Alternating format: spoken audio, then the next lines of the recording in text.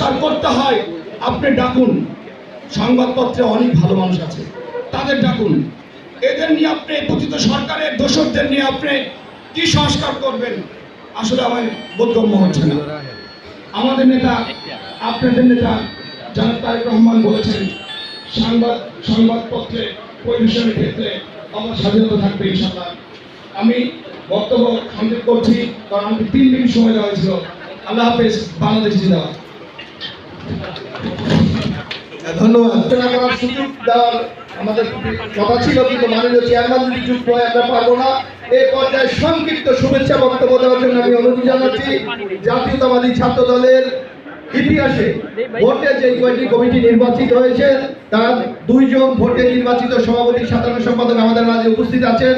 সাবেক জাতীয়তাবাদী ছাত্র দলের নির্বাচিত সাধারণ সম্পাদক ইকবাল হোসেন শ্যামলকে আমি খুব সংক্ষিপ্ত শুভেচ্ছা বক্তব্য দেওয়ার জন্য বিনীত অনুরোধ জানাচ্ছি। শ্যামল। আসসালামু আলাইকুম। আগামী দিনে বাংলাদেশ আগামীকার সর্বত্রই হাহাকার ছিল, যেখানে সিরাজ শিকদারকে হত্যা করার মাধ্যমে এদেশের ক্রসফায়ারের সূচনা হয়েছিল, একটি এদেশের সংবাদপত্রের স্বাধীনতাকে হরণ করা হয়েছিল, এদেশের রাজনৈতিক দলগুলোকে নিষিদ্ধ করা হয়েছিল। এমন একটি সময়ে এদেশের কতিপয় সেনা অফিসার যাদের নেতৃত্বে একটি কুসংগঠিত হয়েছিল এবং পরবর্তী সময়ে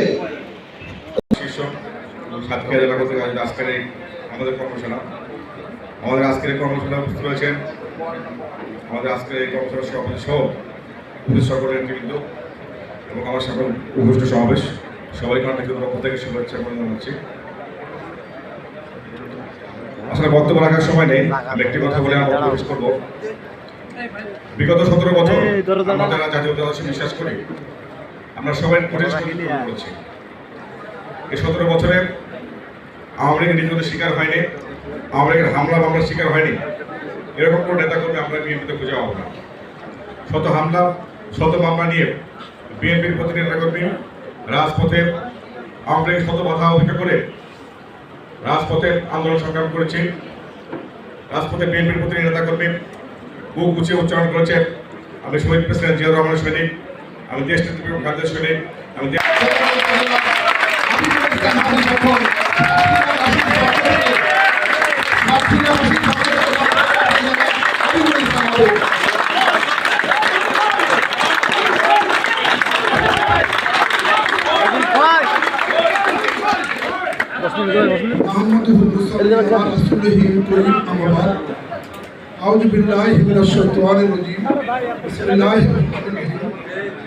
বিএনপির 31 দফা বাস্তবায়নে শুধু আজকে জেলায় হলো, এটিকে থানায়, এটিকে ইউনিয়নে, এটিকে সমগ্র সাতক্ষীরার 78টা ইউনিয়নে এইভাবে সেমিনার করে এই 31 দফা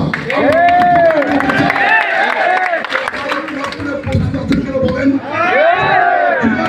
আমরা বাস্তবায়ন করতে চাই। আমরা প্রস্তুতি আজকের অনুষ্ঠানের প্রিয় সভাপতি উপস্থিত, আমাদের আজকের অনুষ্ঠানের মধ্যমণি যিনি অতিথি আসবেন, দলের ভারপ্রাপ্ত চেয়ারম্যান কান্ডারি তারেক রহমান, যিনি আমাদেরকে অনুপ্রেরণা দিয়ে ছাত্রদল, যুবদল, স্বেচ্ছাসেবক দল সকল সংগঠনকে শক্তিশালী করে আমরা তৃণমূল পর্যায়ে বাংলাদেশের জাতীয়তাবাদী দল অত্যন্ত শক্তিশালী আছি ইনশাআল্লাহ।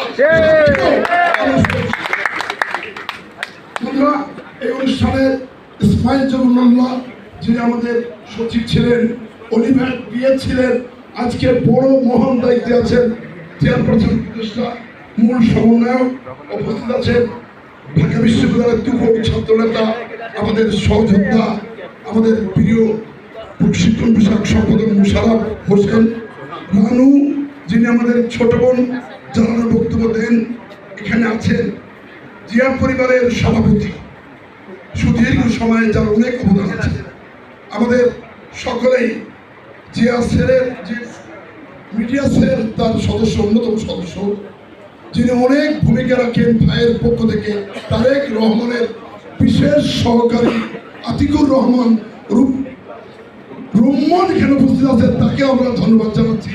আমাদের ছাত্র নেতা খোকন এবং শ্যামল সহ উপস্থিত নেতৃবৃন্দ, সাতক্ষীরা জেলার আমাদের শহীদুল আলম, কাজী আলাউদ্দিন পলাশ সহ আমাদের বাবু মিনাল কেন্দ্রী রায় এবং আমাদের প্রিয় তারিকুল হাসান সহ সকল পর্যায়ের নেতৃবৃন্দ, আসসালামু আলাইকুম। বক্তব্য দীর্ঘায়িত করব না। আমি ফ্যাসিস্টের দুঃশাসনের শিকার সাতক্ষীরার বহু মানুষ আমাদের চোখের সামনে থেকে হত্যা করা হয়েছে।